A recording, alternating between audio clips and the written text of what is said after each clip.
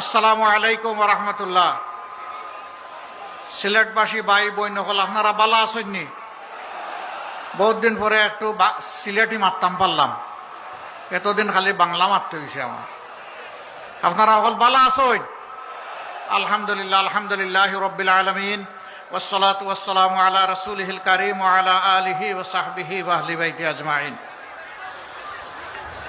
আল্লাহ তাবারক ওয়া তাআলা শুকরিয়া আদায় করছি, যিনি আজকে আমাকে এখানে দাঁড়ানোর তৌফিক এনায়েত করেছেন। আলহামদুলিল্লাহ।